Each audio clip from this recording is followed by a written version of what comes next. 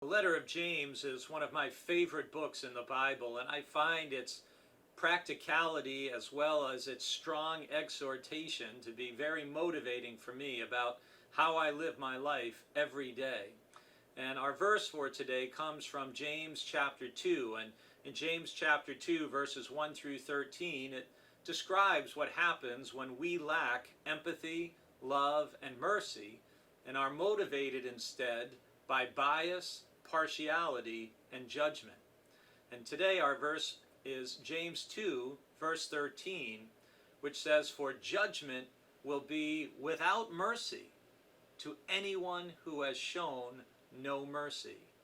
Mercy triumphs over judgment." My first response to that verse is, you wouldn't really know that from a lot of Christian history. It's also not terribly apparent today, observing how many high-profile individuals who identify themselves as Christians live, speak, and act towards other people, or even the policies that they support and push.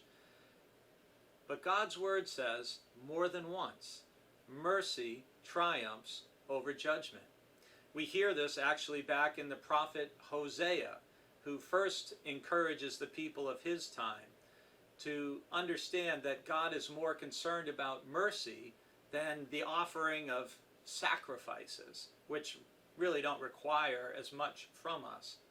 Jesus then, in his ministry, quotes Hosea when he says to some of his critics, "Go and learn what this means. I desire mercy and not sacrifice."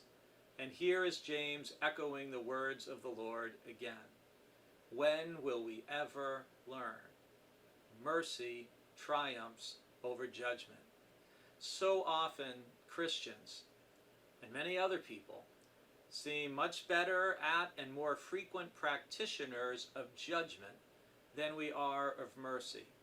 And when this is the case, we miss the heart of Jesus' teaching and we misrepresent the gospel. Commit yourself this day to making sure that mercy triumphs over judgment in all your encounters with people, and see what difference it makes in how you view them.